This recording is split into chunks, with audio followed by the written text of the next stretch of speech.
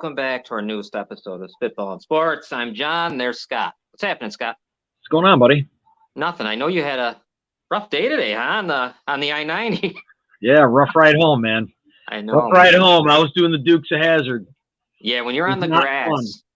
Oh, yeah. Dude was like, didn't even look. Pushed me right into the grass. Yeah, oh my That's God. a story for another day. I'm not gonna dwell on that. But it's just, I just was thinking about it. We were talking off air, and I just like, man, he could have easily flipped. That could have been very bad. Yeah, I got pretty shook up over it for a second. I was totally off the road. That was not cool. Yeah. So, what I was thinking, I know we were talking about it. I'd like to get somebody from every team would be kind of cool. You know what I mean? Like whether it's podcasting group, someone, because they're covering the team. Why not start with our hometown team, right? I mean, that's probably not a bad idea. Absolutely. So we got very lucky to have, first let me say what she does. Buffalo Rumblings, and she does everything over there, and SB Nation contributor, co-host of Line to Gain podcast with Jerry Ostrowski. We all remember him, offensive lineman. Here she is. Bring her in, Sara Larson. Hey, guys. Hey, Sara, how are you? I'm good. Thanks for having me. Oh, thank you. Now, Sara, are you in beautiful Miami or Florida somewhere? Yeah, Fort Lauderdale. Oh, nice. Real hot. Yeah. Huh? How hot is it? Yeah, today it was, it felt like 102, but it was 94. It's funny because I actually sent somebody a screenshot because they sent me their temperature. So, we kind of played it back and forth today. So I definitely know the exact temperature because I sent it today. Well, Scott, here in Western New York, we were all right. Wasn't it about 82? Yeah, I don't think we're supposed to see that rise that everybody else is getting right now. There's some unbearable temperatures out there. Yeah.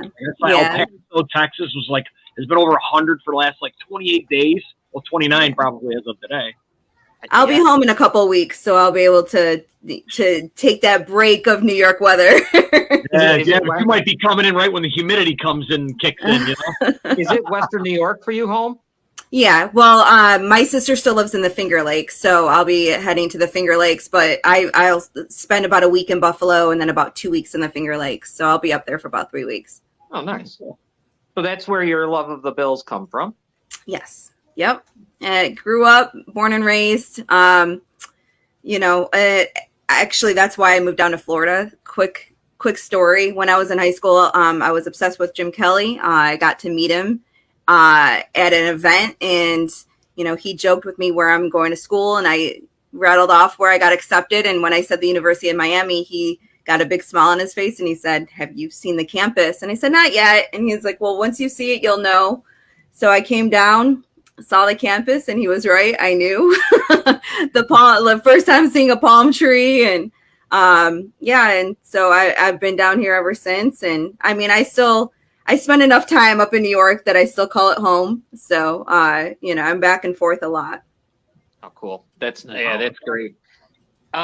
Let's get into it. You know what? Yeah, you cover the Bills pretty. I mean, we're kind of a podcast of everything. Scott's a huge Bills fan. And I want to hear what you guys, both of you, but I definitely want to hear what you got, Sara, on this. We talked about this the other day. And of course, it's got to go right to Diggs because that's been a national thing, And of course, when the national media, when they saw it, they love that. They like to dig in on it. What's your take on Diggs, McDermott, Allen, all of that stuff that went on?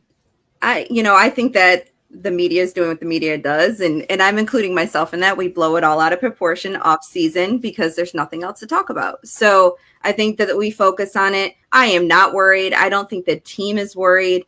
And I think that there's a little part of Diggs' personality that actually enjoys what he's doing. So, I tend to hear people talk as well. I do have some friendships with people that are friends or related to people on the team. They all joke about it. He's going to put rap lyrics down and everyone's breaking it down and dissecting it of, he wants to get traded because he says money doesn't matter to him. And come on. We've taken it all apart with a fine-tooth comb with him. And I just think that, he kind of likes playing with everybody now because it's a thing. We're not letting him go this year. There is absolutely no chance whatsoever with a $40 million cap hit that we were going to ever let him go, whether he's happy or not. He would have sat the bench and, and pouted the whole season if that's what it would have taken. I don't think that, Bean would have ever. Bean's not the kind of person that seems to be that, careless with the cap that he would have ever done something like that. So, I just think that everyone needs to get over it and let us move on. The season, I cannot wait to camp starts so all this stuff goes away and we can just enjoy watching them play. Definitely. Scott? Yeah, I completely agree with what you said. I knew as soon as I saw it going on, I was like, oh. I go, if he starts tweeting, this is just going to go sideways. I could see it because as much as they like to prop teams up, they love nothing more than to pull them right back down and just tear them apart. And I'm like, here we go. I hope this doesn't turn into something because of it, because man, I could not believe the people. I mean, Colin Cowherd was just talking to Deion Dawkins about it the other day. I'm like, they don't want to give it up because they have nothing to talk about, and that's pretty juicy. But yeah. And Diggs is, well, you got to say Diggs created it on his own because he tweeted his way out of Minnesota. So now, because it worked, everybody's going to think, because he doesn't really do a lot of interviews and stuff like that, he's saying something with everything he says and does. Definitely. Right. And so and it's ridiculous. It's pretty funny to watch it in tweets, just to watch people trying to say what he's saying. It's nuts. Yeah, and he'll do that. He'll take one tweet. He'll do like half a tweet, and then everyone's blowing it out of proportion. Then 10 minutes later, tweet something again, and then they try to put it all together. I think he knows what he's doing, but I'm not saying I don't think that there was a little bit of an issue. Communication between him and Josh and McDermott and Bean and whatnot. But I think that it's something that you always have that conflict sometimes with people at work. You talk it out, you finally get it squashed, and then you move on. And in the end, that's what it is. It's a job. So they're all very highly paid employees, and I'm sure they're going to do just fine when the season starts back up. Sarah, the thing that I remember, me and Scott were talking about this, and I guess where I was critical, actually not on Diggs, even though I know what happened in Minnesota, but with Diggs, I'm assuming that blow up in the playoffs was just because they're losing. He wants to win. It's just, I think that's normal stuff. You would see, and sometimes cameras don't catch that, and of course they're right there. I thought McDermott's reaction was unbelievable when he was like, he made it. Remember in the press conference where he says, I'm very concerned, or however he said it, that to me was weird because I heard it and I'm like, what does he mean? What kind of thing is he saying here? Like when you say that, I'm like, is he okay? Honestly, I went to, is he okay? Like, is there something off the field we don't know about? What are you saying? What did you think about McDermott? I thought that was an odd way to answer. I actually thought that he kind of was caught a little off guard. So he reiterated what the reporter asked. So they were like, are you concerned? And he's like, I'm very concerned. But I think that he's usually so cautious about what he says. But if you think about it, if they really did get into an argument, tiff, whatever discussion that turned into something more, and he was given permission to leave on that Monday morning or Tuesday morning, whatever it was, that maybe McDermott was still in his feelings before heading into practice. So I think that he reiterated exactly what the reporter asked without thinking, which is not like him. And you don't want anyone to miss practice when everyone's there because it's going to become a story again. But it was just again, I think it was kind of the light to the match, and it inflamed it all over again. So I think the same thing with Josh. I don't think Josh was really told what to say, so they kind of sounded like they were telling different stories. So I'm just glad that they're saying it's squashed. Let it go. Scott? Sarah, I got a question for you. Now, I'm a huge Gabe Davis fan. I think he's an awesome player. You know what contributed to his downfall? Like, it just seemed like those catches that he would normally make, he was dropping them. Like, what happened to him last year? I think he became the number 2 target, and that's what his problem is. And I'm still concerned. I am still concerned. I think that I'm not going to say it's the pressure, but I think it's the matchup. I don't think he's matching up well with these, cornerback twos, and he did really well coming in as the third option. I think, to me, honestly, I actually liked him when there was two wideouts. He was basically the Z receiver, and there's a slot out there, so he was kind of the fourth option, but they knew they were going to throw it to him. And we did that a lot in 2021, and he would just be he won those competitions because he was going against their third or fourth best cornerback out there. That's why I was really, really hoping for Hopkins, because I wanted to put him back into that position. Unfortunately, we haven't won that battle yet, but I think that's what it is. I think that Gabe can be a very good wide receiver. My issue with him is the consistency. He can have the Pittsburgh game where he had 170 something yards, and then he can have another game where he's 2 for 10 receiving and dropping touchdown passes on game winners. Who do you think on the team is a possibility to unseat him and come in and step in as the number 2 possibly?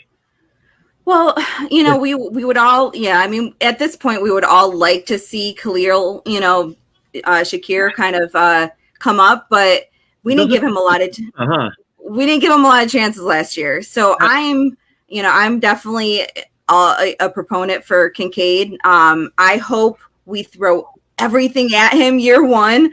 I hope that he is, just kind of thrown to the wolves right from the beginning. I don't want to put the whole, baby gloves on him and right. Walk him out there. We got him in the first round. We, traded up for him. I think that he needs to go out there. And I don't think he's going to be as much of a tight end as, because Dawson's still going to be out there. I think he's going to be, we'll have a lot of two tight end sets, and then he's going to be split out to the slot a lot. So I think he's going to get a lot of targets. God, awesome. We're with Sara Larson, co-host of Line to Gain podcast, Buffalo Rumblings, and you do the podcast with your partner, Jerry Ostrovsky, who everyone here remembers and knows. I want to ask you about Ken Dorsey. Are you in any way thinking that somewhere down the road here, I know this is negative, but I'm going to ask it. If, let's say, things don't work out well, let's say they don't advance, the playoffs come and go, and they haven't made it to an AFC championship or something, do you think that's a guy who might be on the hot seat? As you see my sign behind me, I went to the University of Miami, so I actually was at school at the same time as Ken. So I am hoping and praying that he does well this year. The problem that I have is I don't think he did bad last year. We had the number 2 offense in most categories last year, and a lot of people forget that because towards the end of the season, things weren't flowing as easily as people were hoping, but we were still winning. So it was like, okay, well, do we question this yet? I think that McDermott might feel that pinch. But I think that Ken's going to come in, and if we're another, top 5, top 10 offense, I don't think he's going to lose his job. They really talked about the consistency between losing Dayball, bringing in Dorsey, and having that flow, that because he's already part of the team.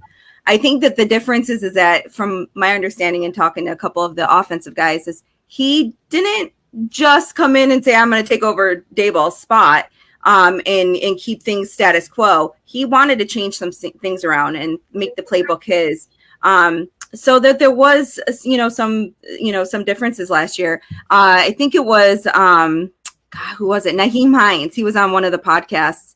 And what he had said was, it's a hard playbook. At one point, it was almost like they had to throw most of the plays to the side because people weren't quite grasping it, especially people coming in mid-season like he did. So that actually made me happy to hear that it was more of a complicated playbook than people wanted to embrace, because one of the things that we all kept on saying was we seem so vanilla. It seems like we don't, throw any of these wrinkles in. So I hope that with another year and a whole off season under the belts, everyone's going to get more of a grasp, and he's going to do well. But I do think, I don't know if it'll be this year unless we do really, really bad. But if we still have a, like I said, top 5, top 10 offense, I don't think he'll be on the hot seat until probably one more year. Every year that Josh gets older, it makes it more difficult. Let me ask you about why don't we go to the other side of the ball, defense? Because you've got, I guess the Leslie Frazier is no longer here, and you have McDermott himself calling plays, which is interesting. That doesn't happen a lot. Yeah. How do you feel about the defense coming into this year, which really didn't lose anybody but Edmonds, and that's fine. What do you think about the defense this year? Yeah, I think we're better on paper. Other than obviously you can't replace Edmonds, but I think that McDermott wanted to kind of change a philosophy. Edmonds kind of stuck out like a sore thumb. He was he was a freak, of nature, but he was kind of the odd man out. And it was very evident when you would hear some of the defensive guys talk, that they kind of wanted to change the mindset. They wanted to get faster. They wanted to be able to not get exploited in the run game or the slot game, which we tended to have some issues with over the last couple of years. So I think that McDermott's going to be a little bit more aggressive, which I think we're all looking forward to, because Leslie Frazier, even though we had one of the best defenses over the last few seasons, every season consistently, he tended to be, a little frustrating because, we didn't blitz a lot, and, we were always in kind of soft coverage, especially in the playoffs. That doesn't work if you're going to get, beat, because if you get beat, you don't have another game to come in and, and work your magic. You're done for the season. And we've realized that over the last couple of years that we're getting beat defensively, and that's the biggest problem. So I think McDermott is kind of trying to take his baby with the players and kind of put his own stamp on it. So I'm looking forward to that. I know that we're getting older in certain positions, so on defense, so I'm a little nervous with that. I don't know who's going to be starting at middle linebacker. I keep on looking at our linebacker list, and we could have 6, 7, 8 linebackers that could potentially make this team. So I'm a little concerned. Let me ask real fast, Scott, and then I'll throw it to you. Are they playing 3-4 this year or 4-3? No, well, 4-3, but I do joke a little bit that we might end up playing a more defensive backs and safeties. So I was like, we might end up playing like a 3-3-5 or something. So we'll see how they ended up. They'll end up stacking the box, but I think they'll definitely, obviously, it's going to be per play. We're not going to end up not seeing Taron Johnson he'll be on the field all the time. So, we'll probably still do some type of nickel formation. Scott, I'm sorry, go ahead. Has Jerry given his opinion on the offensive line? He has. Yeah, I was going to say he actually is one of the people that he laughs a lot at Bills fans, because we're all like the line is better and everything. He's like, the line's better and we changed 2 positions. So he's like, but we've had a lot of those discussions. He definitely thinks that that McGovern's an upgrade this year. He is the one person that's made me feel a little bit better about Spencer Brown. He wants to believe that Spencer Brown's injury last year is what took him out. It wasn't as effective as we saw 2 years ago. So fingers crossed that he's right. And that's what it was. I think Dion looked like he kind of gave up towards the end of the season. We all love Dion. We know how good of a player he is. He didn't look so great towards the end of the year. And I don't know if that was because of, who he was playing next to or whatever. So hopefully, McGovern can come in and he can, push Dion to be better. And I think that we're deeper, having Osiris Torrance come in. I think, he'll play right guard, McGovern will play left. And then Ryan Bates can literally, come and fill in for the whole, the whole middle of the line, including center. So I think that the line overall, provided we remain healthy, is better. So he likes to joke with us, but he does think it as well. He thinks that it's enough. We've gotten better, but everyone who was there last year needs to step up as well. Good. That's good to hear. I know Saffold wasn't as good as we had when he got picked for the Pro Bowl. I was like, what? Yeah.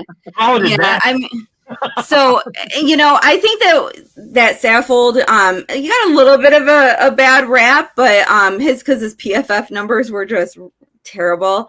But I think that where he was playing on the line and next to Dion, I don't think they ever really worked well together as a team. So and you need that. So we definitely need them to work together. So I was actually a proponent of having Connor move to the right side and having Bates go back to the left side, but then we ended up getting Osiris Torrance. So and dude's massive. I met him at the Senior Bowl. Got to ask him a couple of questions. He's a big dude. I thought that was a steal of a pick, wasn't it? They got him in the second round, right? So that I was at the draft and a couple of picks before we went in the second round. I'm sitting here going, wait a second, Torrance hasn't been picked yet. I was like, that's our pick then. I was like, if no one picks him in the next 3 or 4 picks, that's our pick. And we just got the guy that everyone had, had projected to us in the first round and the second. So when the second they called his name, everyone's like, you said it. And I was like, there was no other way we were going to skip over him again. So freaking out because I'm like, why is nobody picking this guy? Like, he's that good and people are just passing on him for other. I know everybody wanted needs, but he was that kind of a talent towards the tail end. The lower end of the draft is when I thought somebody was going to jump back up because he was still there and grab him. Yeah. That's why I didn't think he was going to make it to the Bills. But that draft was crazy this year. So many unexpected people. There was people who were coming to Buffalo, and I was like, wow. Well, that was one of the cool things that when I was at the Senior Bowl is talking to some of the scouts and they said, they were like, this year the draft isn't as packed full as we want. It's more depth pieces down the road. So when you're talking about first round, it's really hard when you know that there's only 15 first rounders and you got 31 picks last year, but it's like, well, you're already by pick 16, you're potentially picking people that would have been outside of the first round. So, but a lot of people had put him in the first round because it was, a lesser draft. But I think he's going to be a day one starter. And I think we're going to have our issues. He's going to have his issues. But, I mean, the guy never let up one sack in college. Not one. Like, that's crazy. It's pretty unbelievable. So, yeah. So I can't wait. I'm hoping that him next to Spencer Brown is, it's going to be exactly what we needed on the right side. How excited are you about your running backs? Because you got Damian Harris now. You still have Cook, Latavius Murray. It might be some of the best running backs they've had in a little bit. What do you think of them? Yeah, I don't think Latavius is going to end up being on the 53. I think he'll end up being on practice squad. We're going to end up probably keeping Hines to do, the special teams play. And I don't see us keeping 4 running backs just because we have Gilliam and, as the fullback. It's a roster spot, I know, but he's so good on special teams that he's got a guaranteed salary. I'm almost positive. So I think we'll only keep 3 on the active roster. So Latavius, I think he'll end up making the practice squad, and they probably brought him on knowing, and he probably knows that that's what's going to happen.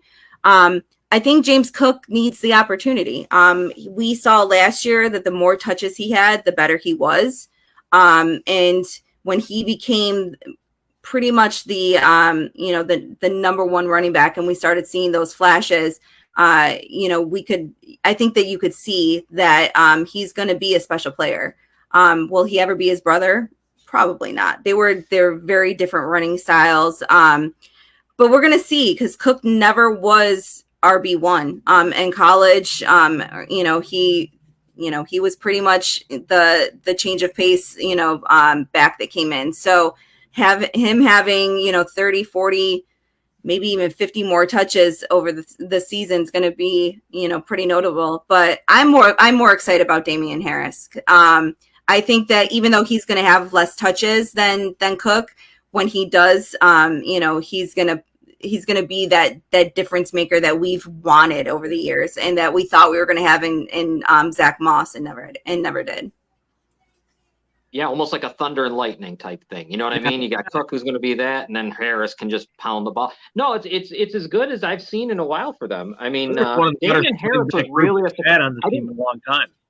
Go ahead, Scott. I'm sorry. No, I just said I think it's one of the better, solid group of really good running backs all the way around that we've had on the team in ever, maybe. I don't know. I don't know if we've ever had this much these prominent type players on the team before. Yeah, I think it's that they're running back by committee. That a lot of people find it hard. You want the big name running back.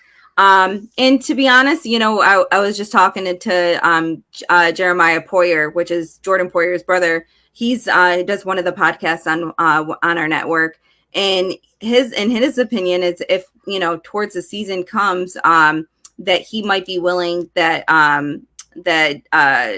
Cook might be willing to take less money to come to Buffalo to play with his brother.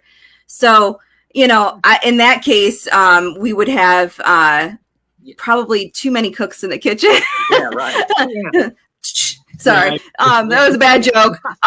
But I think that, everyone's like, holy crap, we could have, could we ever have another running back that goes like with the LaShawn McCoys and, like the names that, that you automatically think of when you think of, some of these running backs. So, but I really am thinking that Cook's going to do just fine on his own this season. And I think, if he's going to get 5 to 10 more, snaps this year. So he'll per game. So I think that if he can even maintain anywhere close to his yards per carry last year, which was ridiculous, I think it was over 5. If even if it's over 4, he's going to have 1,000-yard season. So I'm hoping that for him. Sarah, before I got to let you go, I want to ask one thing, but I also want to remind everyone too, and I'm not a Bills apologist whatsoever, but last year was a weird year for them.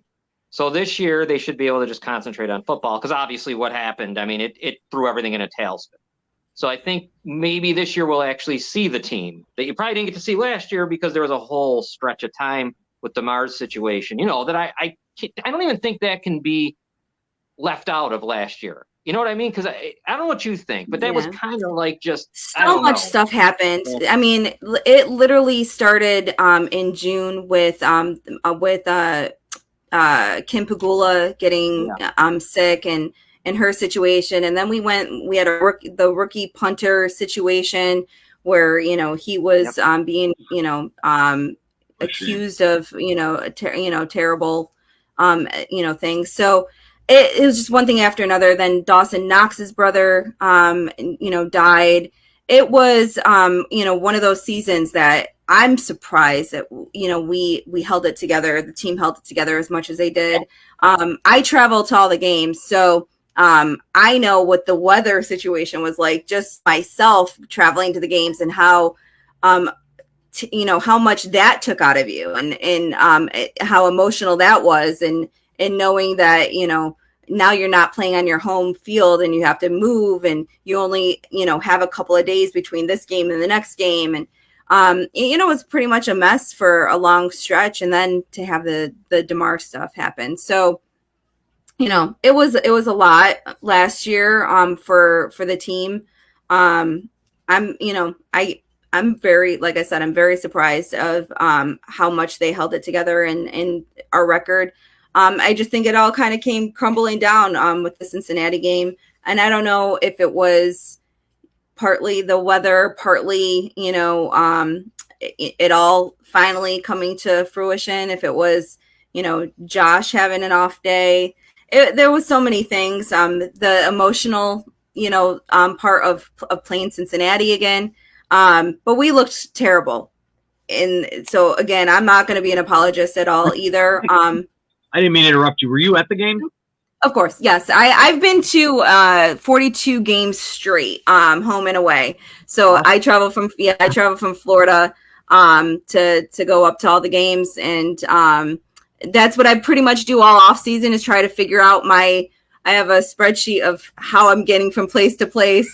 So it's definitely a long season. So I know what the guys deal with because I'm dealing with it too with all the travel. So I was at that game, and I just wanted to insert that my daughter and I go to numerous games every season, home games. We went to like 5 last year. We went to the Cincinnati game. I have never felt more like a visitor in my own stadium than I did at that game. yeah. Walking in, we were completely surrounded. I'm like, where are the Mills fans? Like, it's yeah. awesome. I didn't have that in my section, but what I did have is it seemed like everyone walked in feeling like we were going to lose. Yeah. I didn't have the vibe, the feeling, the confidence. You know, people weren't screaming and yelling and cheering, like, you know, excited to go, you know, to watch this game. It seemed like everyone was going in kind of already with that dread. And our section was so quiet most of the game, and it just didn't feel right. It didn't feel like you know, Bills Mafia the way we always are. So you know, I think everyone felt off that game. So I can't wait, you know, to go back in September. I think 17th is our first home game. I can't wait to you know, have everyone kind of brush last season off and let's start new. All right, Sara Larson, where can our people watching find you? Like the podcast, everything else, all the podcasts. Where can we get you? Yeah. Well, first follow me on Twitter. It's at Sara_Larson. And all of our podcasts and vidcasts, they stream to our Twitters as well. So you can always catch it on there. I'm Line to Gain on Wednesday nights at 9 p.m. with Jerry Ostrowski. I'm also starting this season doing primetime rumblings on Thursday. So it'll be a podcast with whatever the Thursday game is, whether it's the Bills or not. And then on Saturdays, I'll be doing my own show regarding the traveling, and I'll have some special guests, some fans as well on the show. And I'm one of those people that I've always been like, don't look at me as a woman. I want to be in the sport as just somebody who loves sports. But there's definitely not a lot of, you know, female voices out there. So I plan on having a couple female voices come on the show as well. So that'll be a Saturday at noon. Cool. Yeah, great. I know that I'm going to nag you somewhere down the road again to probably ask if you'll come visit us, especially when the season gets rolling and of course Scott's saying stuff and I got to find somebody. And I'll ask you again. Yeah, right. I really appreciate you being with us, and I know you had a hustle and everything was going on, and we thank you. We'll be getting back in touch with you. All right, sounds good. Thanks, guys. Thank you. Bye. So that was Sara Larson from co-host with Jerry Ostrowski, Line to Gain podcast, Buffalo Rumblings, and she's doing a lot of stuff, man. Get a lot of information.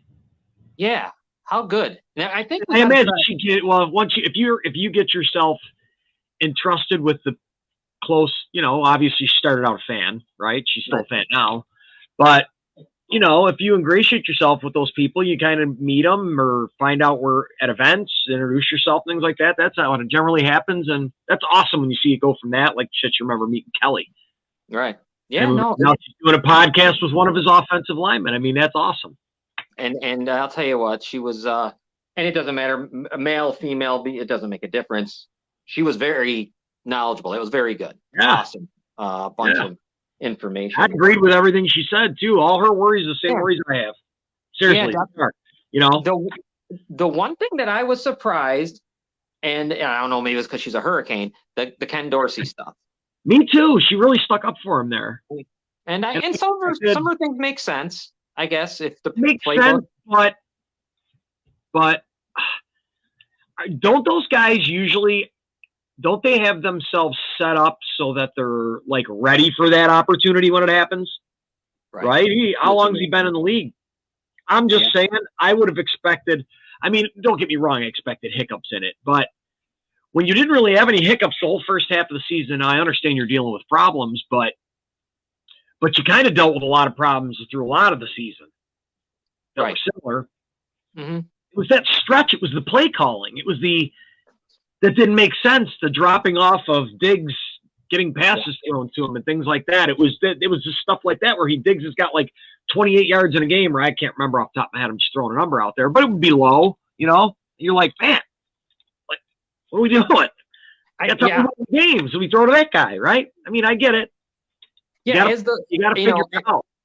Play calling. I think this year is going to be such a better. I guess I try not to bring it up because I know what it feels like saying about Hamlin and all that, but it does make a difference. Like, I wonder if this season you'll be able to get a better evaluation of everything. Do you know what I mean? Like, because that was so crazy. You got to remember, dude, before the season even before training camp really even started, or was it training camp? I don't remember the date of it. No, it was mini camp or something. I mean, the Tops Massacre started everything. Oh yeah, I remember all that. Yeah, and I'm the shit just started there and never stopped. And Hamlin was the dagger in the heart of the team. I mean, dude, emotionally, seriously. If somebody you were good friends with, sure, yes, yeah, okay. Yourself. I'm in the studio with you, and I have a heart attack on the floor. Are you gonna kick my body to the side and keep going with the podcast? Right. No. Right. I've always felt that way. I think think of the post-traumatic stress it does to you after the fact. Those guys, it affects everybody different. But I guarantee some of those guys, I'll bet you some of those guys consider quitting football. Oh, I bet some of them consider quitting football. I wouldn't be surprised. It was as an NFL fan, the entire country had that deflation when you think about it. That whole week, we talked about it on politics shows. We talked about it everywhere. There was a point in time where you didn't want to say the word football because it was so devastating to watch. I mean, you've never seen anything like this. We've seen guys get crippled on the field and get wheeled off, but at least they give you a thumbs up. You know at least they're going to make it. Yeah. That was insane. So my thing with them is I'm going to give them – I can't even evaluate last year sometimes, I think. Like, it's almost like an asterisk, and this year will be a big evaluation. Right at the very beginning of the season, too. Like, it was crazy how that just steamrolled, man. How it just piggybacked itself. This year's going to be interesting. Micah Hyde got hurt, and then immediately after Jordan Poyer got hurt, and he had that big knot on his elbow. Yeah. And even what's his name? And even Allen had some dinged up a little bit. That dude would stay off Fox News, you know that? Yeah, right. Yeah, right. So I really, really, really wish he would stay off Fox. He's really making me. I gotta just stick to football, Scott. Yeah. Yeah, and I wish those guys would stick to football too. That's what I mean. You know what I mean? That's why guys like Derek Jeter and Tom Brady is much known like baits people into fights and then blocks them and tries to make them look stupid, but she gets called out. I've been one rare. Yeah, Rachel Bush loves me. I'm not even going to bother taking a break. We could just keep because what I want to do is I think I'm going to try to reach out to almost see if I could find Sara Larson for every team. Does Robin have the contacts through her sharing by any chance? Yeah. She's probably got a lot of contacts that we can reach out, right? Yes, we do. Or at least send you in the right direction. Well, at least put you in the right direction is what I mean. I mean, you could easily probably just Google it and find it. The Let's Talk Sports people are great too. Like tonight, there was a Detroit Lions podcast that is asking me to come on to talk about the Bears. So I'm kind of hoping we can find, because it would be really cool if we could get a Jets, a Dolphins, and just keep going on because it's a long off season. And that was a filler. That was a good filler tonight because I was like, there is literally nothing else. Well, baseball was even off. Everything was off. It was the worst. What did I bet on? That's why I bet my future bet because I really had nothing else. How about Shohei Ohtani getting traded? How do they make that trade? That guy's going to be. They're talking about trading him. The Angels. Where? We don't know.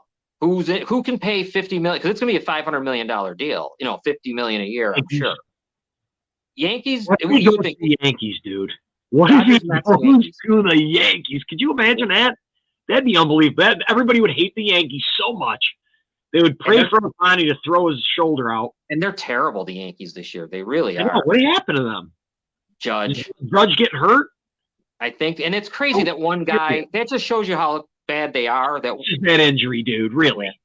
That was a tough thing. Yeah, I can't understand it. He broke through the wall at Dodger Stadium, and I don't even know how the hell he did that. But I mean, it's huge. But he walked through the wall, and I didn't know that.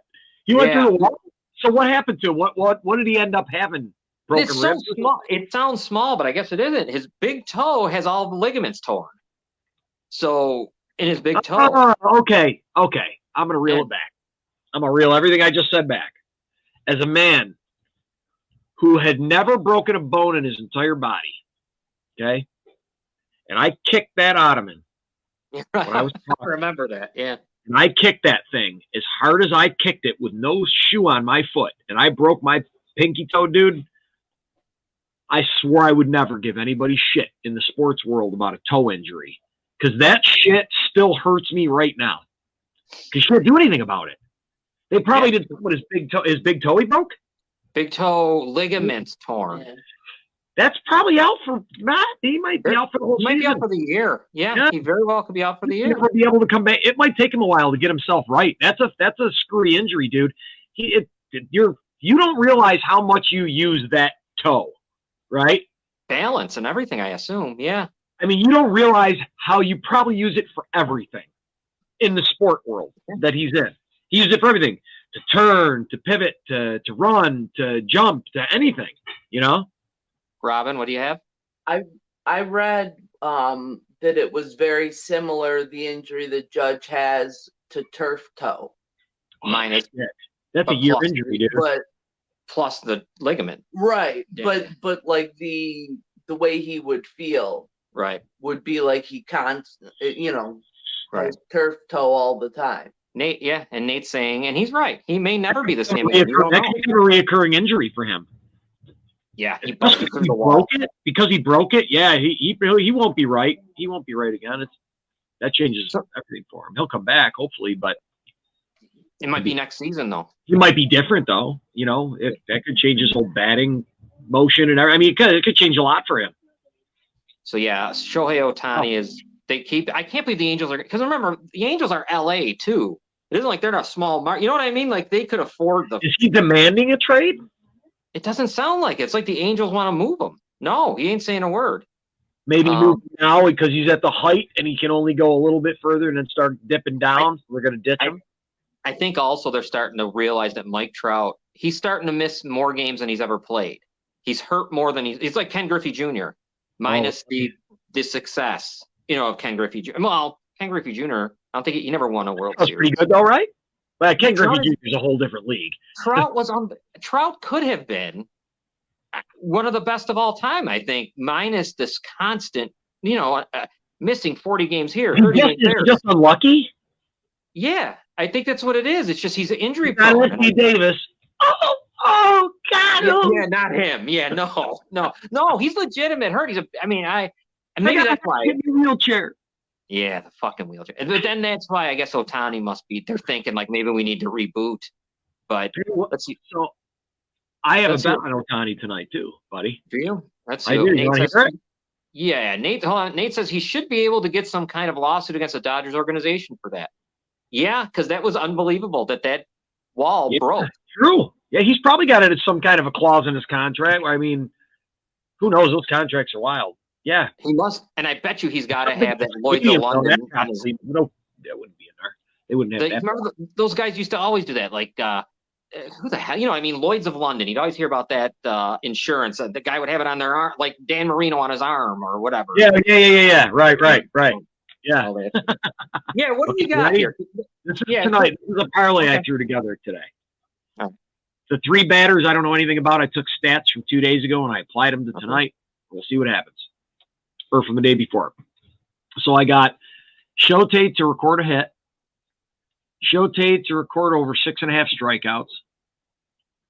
Luis Robert from the White Sox Atlanta game to record a hit. Eloy Jimenez to record a hit. Cody Bellinger to record a hit. That's my bet. What's that? What is the $10? Give me 67-38. That's not bad. That's nice. I want you to tell everyone your NFL bet, your future bet that you're. Yeah. I'll give you that one.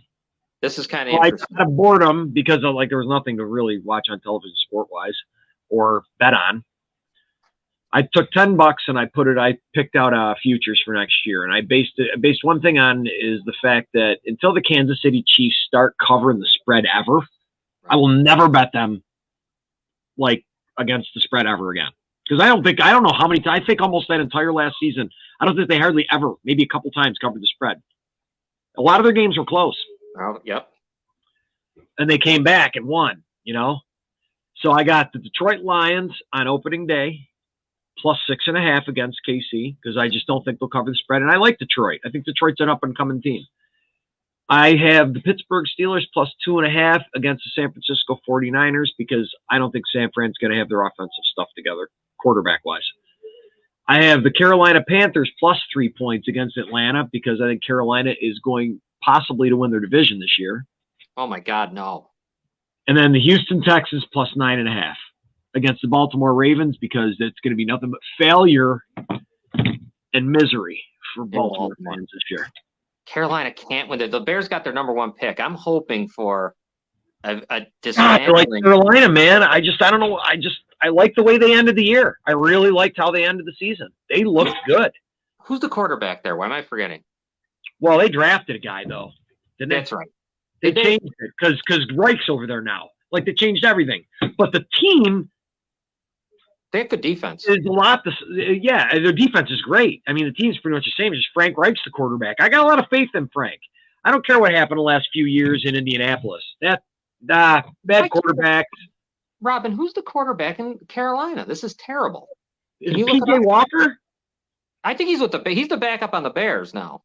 Wasn't he with Carolina though? Oh yeah, he was. But who the hell is their starting? He played on Carolina at one point last year. He started. You're doing something. Hey, Scott, look it up. Got it. That's terrible. I just can't remember. So they drafted Bryce Young, who I love.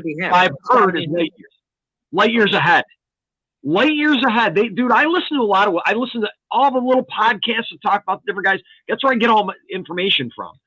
And they talk about Bryce Young and what he's already like. Dude, I'm betting money on that guy to win. I think he's going to have a great rookie season. Okay, cool. With him, Matt Corral, and Andy Dalton. But I like him. I like Bryce Young. I think he's going to have a great rookie season, man.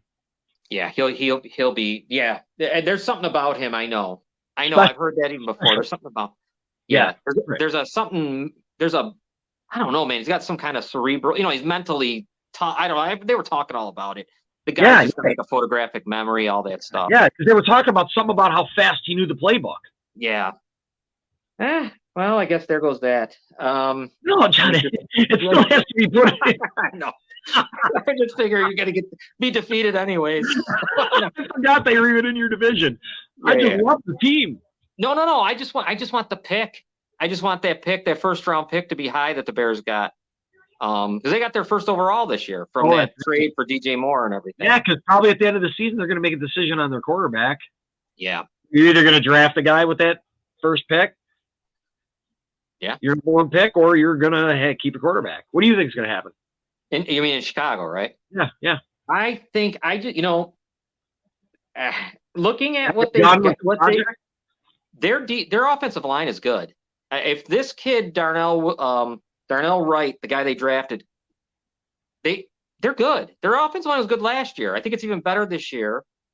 The wide receivers, I'm happy. DJ Moore, it's the best they've had in a while. Even if Claypool has to be the 3, Darnell Mooney does whatever.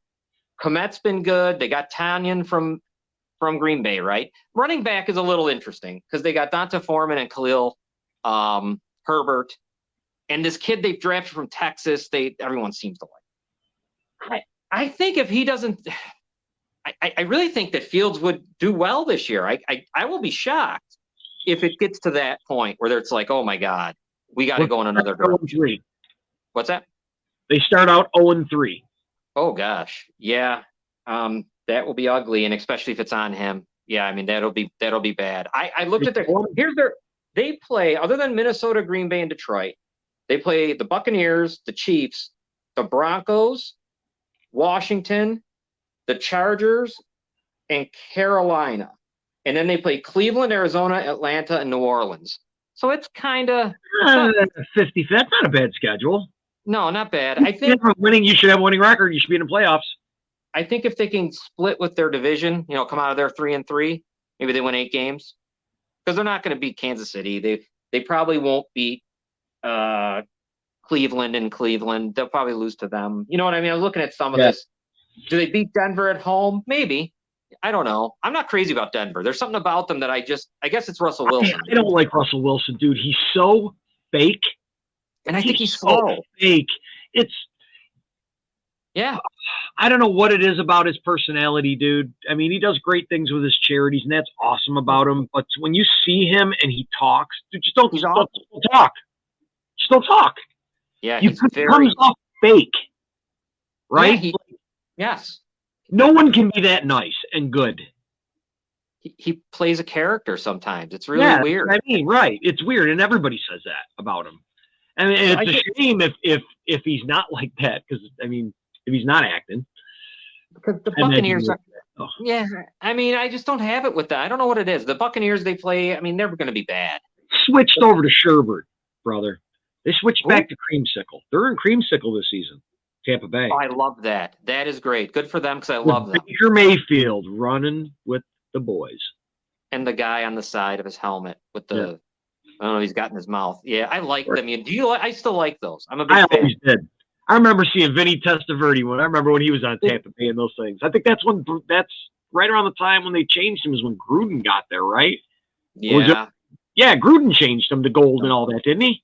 Yeah, to that pewter or whatever the hell it was. Yeah, right.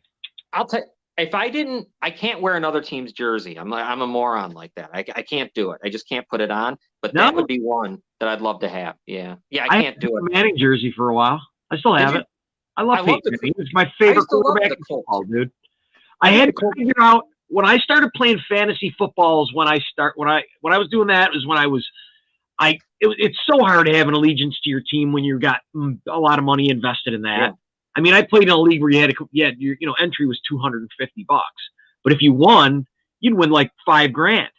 Oh my God! $3 or $4,000 was thousands of dollars either way, 3, 5, whatever it was. I won it once or twice, but it made me fall in love with certain players. And I knew so much more about football. And I used to sit and go, God, how do you have an allegiance to a team when you just got to keep track of just individual players like this? I had a better idea of every team's roster. I can tell you that. Oh my God. Yeah. You have to, right? I remember those days. Yeah. I don't know. I'm trying to think. Do I have another team? You know what? I do have and it was because of my dad. He loved the Jets. I do have a white Jets jersey, Curtis Martin. I do have that in there. I don't wear it, but I have it, which is odd. I don't wear it. I also have an Orioles jersey that I don't wear. Maybe someone else wants it, but I mean, I can't put it on and forget it about hockey. I lose my mind. I feel like I'm going to melt. Oh, I think I lost Scott. He froze. Scott, you there? I think Scott froze up. That's all right. We're almost ready to wrap it up. Robin, great show. Yes. We had Sarah was good. Sarah was great. Yeah. Sarah. What a wealth of knowledge she was about the team. Yeah. We'll have to reach back out to her. Sarah Larson, Buffalo Rumblings. She also is a contributor with SB Nation, co-host with Jerry Ostrovsky on Line to Gain podcast. And you heard she does she knows it. And I'm curious to check out. She said she's got her own podcast coming, talking about the travel and all Saturdays, that. yeah, and Thursday's cool too with going with the game. That's on. So I'm anxious to see more of her. Yep. All right. Why don't we wrap it up here? I know Scott had a little transmission problem, but it doesn't matter because we were wrapping it up anyways, and he got to do the meat and potatoes of this. So we'll be back next week as usual. I'm gonna try to find another someone that's I don't care what team it is. We'll bring him in. You know what I mean, Robin? It doesn't matter. The 49er, who cares? All right, we'll check that out. Find somebody else. Don't forget Falls Count Anywhere on Saturday, and Citizens United with me and Noel on Mondays. Of course, that's a local Niagara County, Western New York political podcast. I'll be on all kinds of things. Let's Talk Pucks with Jim Behringer, Puckett with a bunch of guys. Jim's on there, William Aiken's on there. You can see those. The Let's Talk Sports Network, which is what we're on now. I think we got Scott back again real quick. I'm a mess. too is not just what do you mean? Politics, but also sexual assault survivors. Right. So from anywhere, and really corruption. Yeah, anywhere in the world. Yeah. From anywhere. So if you've got a story or you want to follow stories about that, that's the place to go. It will be our 150th episode too, which is kind of cool. Oh, that's cool. From Citizens United. Congratulations, man. The Mother Show. Yeah, that one there. I can't even believe. Sometimes I can't believe it's continued, but it does. It's just like a little ball of rage. It's all it is. It rolls on. It's so angry and it's great. I mean, it's kind of nice. But anyways, all right, Scott. Cool. I guess we'll wrap it up, man. I'm gonna try to find somebody that will. Maybe any team in the league. Okay. I don't really listen. I'll have to do some looking. We got to. Where do you want me to look? Like Twitter or something? Twitter's the best, man. Okay. Yeah, if you can bring someone in. Threads too, so I'll look on Threads and I'll look on Twitter. I should be able to find both. A lot of people are leaving Twitter, so I'll look on both of them. Oh, I went to Threads too. Yeah, it's way better. Yeah, it was pretty cool. That bravado and ridiculous Nazi bullshit. I got to get some followers on there. That's what I got to do. I've been getting a bunch, man. I've been getting requests left and right. Oh, fuck. I hope I start. I don't know them. But they sure are interested in me. Nice. Well, good. Just kidding. I mean, I don't even accept them. I don't know them, but. Yeah, right. All right, man. Why don't we get out of here? It's a beautiful weekend coming up. And Scott, I'll see you next. I'll talk to you sooner, but I'll see you next week. Yes, sir. Yes, sir. Take care, everybody. Weekend, guys.